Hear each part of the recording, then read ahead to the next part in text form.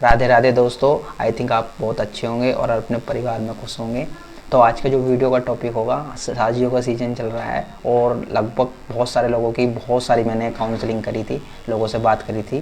तो लगभग बहुत लोगों की समस्याएं हैं कि उनकी शादी फिक्स हो गई थी, पर एक पर्टिकुलर टाइम ऐसा आया कि उनकी जो शादियां थी वो टूट चुकी हैं और बहुत ज़्यादा परेशान हैं और डिप्रेशन में है, एंजाइटी में है।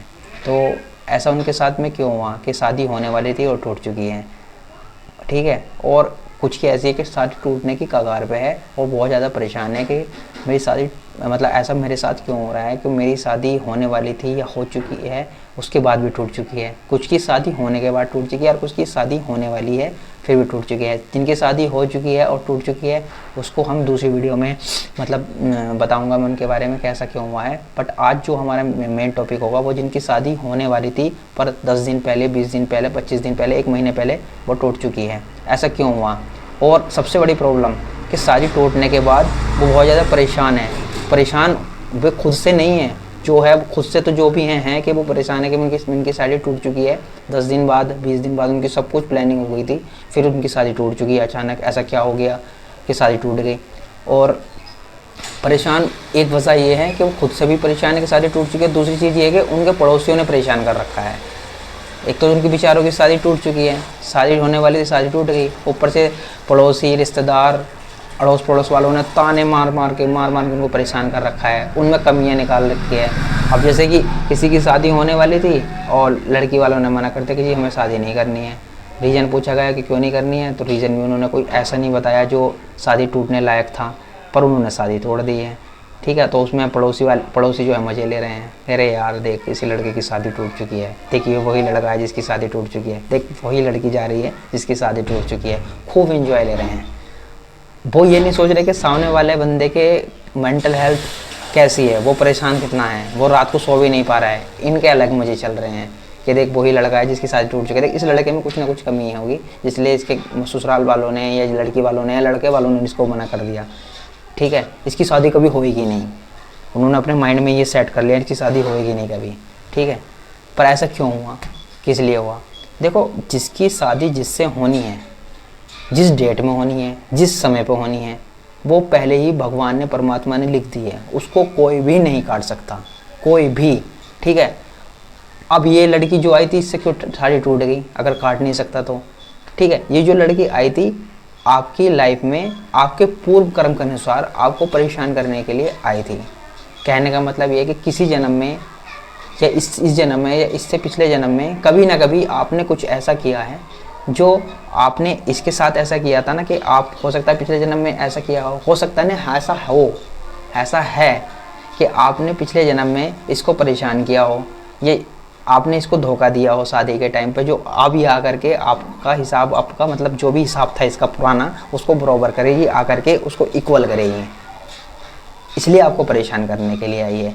दूसरी चीज़, इस जन्म में आपने किसी लड़की का मन दुखाया हो, उसके मतलब शादी के 2-3 दिन या 10 दिन पहले, 20 दिन पहले आपको मना कर दिया, उसको मना कर दिया हो, ठीक है, किसी वजह से, ठीक है। तो आपको वो चीज़ भुगतनी पड़ेगी, आपके लाइफ में भी ऐसे होगा, आपके साथ में भी ऐसा होगा।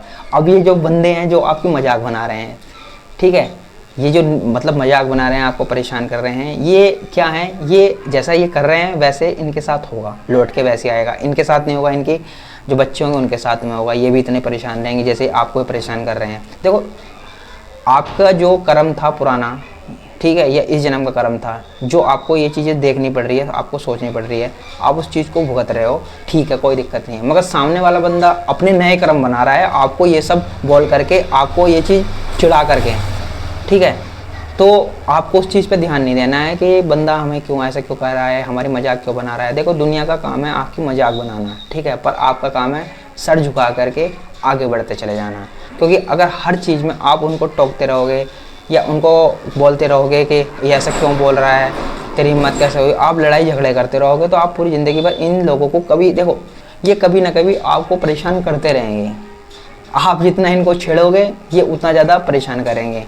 आपने मधुमक्खी की छात देखी है ना, अगर उसमें आप उनको, अगर वो मधुमक्खी की छात लगी हुई है, वो लगी हुई है, आपको कोई दिक्कत नहीं रही। अगर आप उसमें जाकर के फिंगर लगाओगे, कुछ भी करोगे, वो जैसे जैसे मतलब भड़केंगी, वो आपको परेशान करेंगी, आपको काटेंगी, आपको यहाँ तक कि डेथ तक हो जाती है उस चीज़ से। तो ये है कि इनको छेड़ना नहीं है। मधुमक्खी की छाती हैं, ठीक है, इनको छेड़ना ही नहीं है बिल्कुल भी।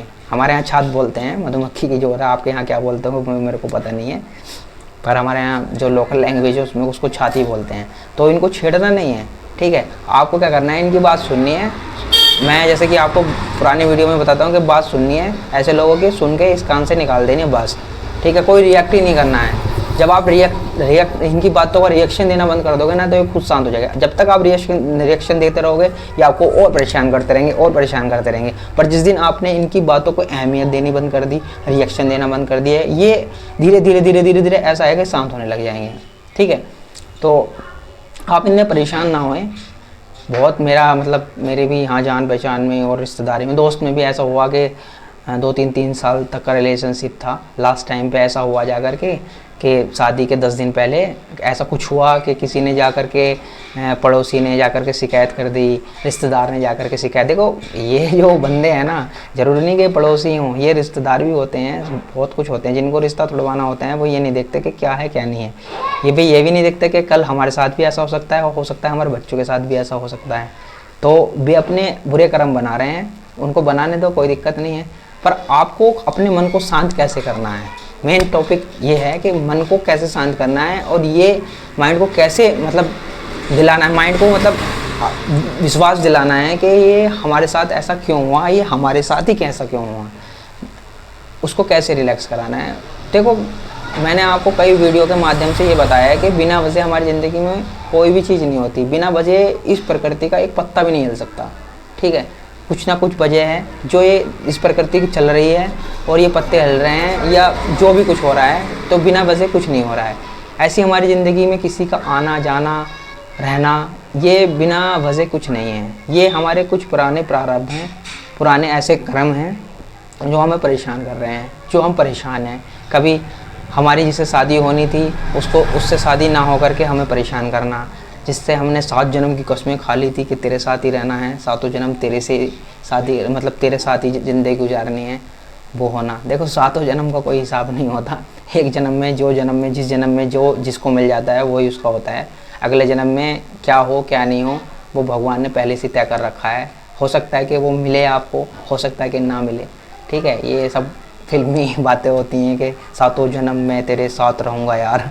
7 जन्म कोई साथ नहीं रहता है। हाँ ये है कि आगे क्या प्लान है भगवान का, कैसे है, वो तो भगवान ही जाने, ठीक है। मगर ये है कि जिस जन्म में जिसके साथ आप रह रहे हो उसके साथ अच्छे से रहिए, उसको अच्छे से रखिए, उसको परेशान ना करिए, क्योंकि आप उनको परेशान करोगे नेक्स्ट जन्म आपका होगा, वो आपको परेशान करेंगे, ठीक है। किसी न किसी माध्यम से आके परेशान करेंगे। ज़रूरी नहीं कि जिस पत्नी को हम परेशान कर रहे हैं वो हमें पत्नी बन के ही अगले जन्म में परेशान करे। वो किसी न किसी और रूप में आकर के आपको परेशान करेंगे। कभी आपके रिलेटिव बन के, कभी आपके भाई बहन के बहन बन के आपको परेशान करेंगे। हिजाब ज़रूर आपका इक्वल करेंगे, तो ज़्यादा परेशान ना हो। और देखो आप कितना भी कुछ कर लें, ठीक है, आप अपने जो आपकी जो पुराने कर्म हैं और जो आपके मतलब पुराना जो हिसाब है उसको नहीं मिटा सकते। आपको वो भुगतना ही है। जो नियति में आपके लिखा हुआ है, जो आपके पूर्व कर्म जैसे रहे हैं, आपको भुगतना ही पड़ेगा, चाहे आप कुछ भी कर लो, ठीक है। आप 4 साल रिलेशनशिप में रहने के बाद रह रहे हो और आप रिलेशनशिप में चल रहे हो, कोई दिक्कत नहीं है। पर आप जब तक आप रिलेशनशिप में हो आप खुद खूब खुश हो, बहुत मज़ा आ रहा है ज़िंदगी में। पर आपको पता लगा कि आपके 10 दिन बाद शादी टूट गई, तो आप डिप्रेशन में पहुंच जाओगे। ऐसा क्यों हुआ? क्योंकि खुशी कुछ टाइम की थी, उस व्यक्ति का आना कुछ टाइम के था, पर ये नहीं कि हम पर पूरी ज़िंदगी उसके साथ गुजारनी थी। कुछ टाइम तक उसके साथ में रहना था, कुछ टाइम की खुशी उसके साथ में रहने मतलब खुशी करनी थी, पर ये नहीं कि पूरी ज़िंदगी उसके साथ में रहनी थी, ठीक है। तो कभी मन को इतना परेशान ना करें। देखो बिना उसके कुछ नहीं होगा। आप कितना ही परेशान, आप 10 साल भी परेशान होते रहोगे। आज आपकी शादी टूटी, आप 10 साल तक सोचते रहो, कोई फ़र्क नहीं पड़ता, किसी को कोई फ़र्क नहीं पड़ता, किसी को भी कोई नहीं फ़र्क पड़ता। फ़र्क किसको पड़ेगा? आपको पड़ेगा। कैसे पड़ेगा? मानसिक रूप से, शारीरिक रूप से आप बहुत परेशान रहोगे। किसी को कोई फ़र्क नहीं पड़ेगा। आपको जो अगर कुछ प्रॉब्लम है ना, और आप कोई प्रॉब्लम फेस कर रहे हो तो वो आपको ही पता है, ठीक है। आप मैं जा कर के किसी से बोलने लग जाऊँ कि यार मुझे ये दिक्कत है, परेशानी, अरे यार खा पी मौज ले। भाई यार तूने तो बोल दिया खा पी मौज ले, यहाँ अंदर इतना भूचाल मचा हुआ है, इतना परेशान है, तो किसी को कोई फ़र्क नहीं पड़ता। सबको अपनी ज़िंदगी से ही मतलब है, कोई भी हो, चाहे घर कोई भी हो यार, फैमिली मेम्बर। मैं ये नहीं कह रहा कि किसी को मैं कहने लग जाऊँ कि मतलब पेरेंट्स को कहने लग जाऊँ कि नहीं नहीं यार कैसे फ़र्क नहीं पड़ता, मेरे भाई को मेरे को फ़र्क पड़ता है, मेरी भाभी को मेरे को फ़र्क पड़ता है, अगर मुझे कुछ होता है। किसी को कोई नहीं फ़र्क पड़ता भाई, वो औपचारिकता ही है केवल। ये आपको समय, एक समय आएगा आपको सब समझ में आ जाएगा कि किसी को कोई नहीं फ़र्क पड़ता, ठीक है। तो जिनकी ऐसा कुछ ज़िंदगी में हुआ है, जिनकी 2-3 साल 4 साल 2 महीने 4 महीने रिलेशनशिप में थे, या रिलेशनशिप में भी नहीं थे, आपको आप कहीं गए, आपको मतलब रिलेशनशिप में थे और आपकी शादी नहीं हुई, मैंने आपको बता दिया पिछड़ा आपके जो पुराने कर्म है उसके अनुसार हैं, ठीक है। बाकी जिनकी शादी अभी होनी थी और आपने मतलब किसी की कोई रिलेशनशिप में नहीं थे, डायरेक्ट आप लड़की को देखने गए, आपको लड़की बहुत ज़्यादा पसंद आ गई देख करके, आप मन ही मन सोचने लगे कि यार इससे मेरी शादी होगी, इससे मुझसे शादी होगी। आपने 7 जन्म के सपने उसके साथ रहने का मतलब वादे कर लिए फ़ोन पे। शुरू में हम बहुत सारे वादे कर लेते हैं और वो वादे लास्ट टाइम पे जब हमारी शादी टूट जाती है वो सब चकनाचूर हो जाते हैं, बहुत ज़्यादा परेशान हो जाते हैं। तो ऐसा ही होता है, तो इतना परेशान ना हो जाइए। और जो जैसा लिखा हुआ है, आपकी शादी डेट फिक्स है, जिस दिन होनी है उसी टाइम होगी, जिस डेट में होनी है उसी डेट में होगी, जिस दिन होनी है उसी दिन होगी, जिससे होनी है उसी से होगी। तो जो ये हमारी लाइफ में आए हैं और जिनसे हमारी शादी टूटी है, जो हमारी लाइफ में है, उसको इतना परेशान ना हो जाइए लेकर के, ठीक है। जो भी होगा अच्छा होगा। और जो हम कहते हैं ना कि जो हुआ भगवान ने सही किया, अच्छा हुआ। आपको एक टाइम ऐसा आएगा, आपको लगेगा कि यार जो भी हुआ था ना वो ठीक ही किया हुआ था, उससे मेरी शादी टूटी थी ना, अच्छा हुआ उससे मेरी शादी टूटी थी। बाद में पता लगा जिससे हमारी शादी हो रही थी वो बाद में जा कर के हमें लगा कि यार उसमें तो ऐसा, वो ऐसी निकली लड़की जा करके, ऐसा निकला लड़का जा करके, ऐसा निकला वैसा निकला। तो आपको अच्छे से फील होगा कि यार अगर मेरी उससे शादी होती है, मेरा भी ज़िंदगी ऐसे होती जैसे उस बंदे की ज़िंदगी जिससे उसकी शादी हुई है, ठीक है।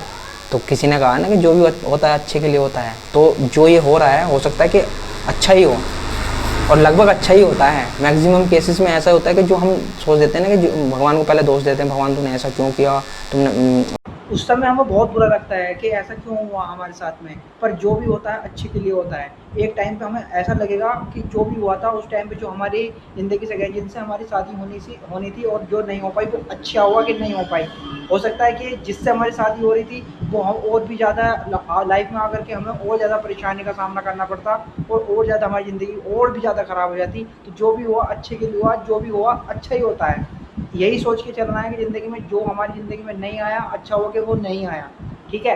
तो इसी के साथ हम वीडियो में विदा लेते हैं, मिलते हैं नेक्स्ट वीडियो में। आप अपने परिवार के साथ खुश रहिए, मस्ती करिए और खूब एंजॉय करिए बिना किसी टेंशन के। मिलते हैं नेक्स्ट वीडियो में, धन्यवाद।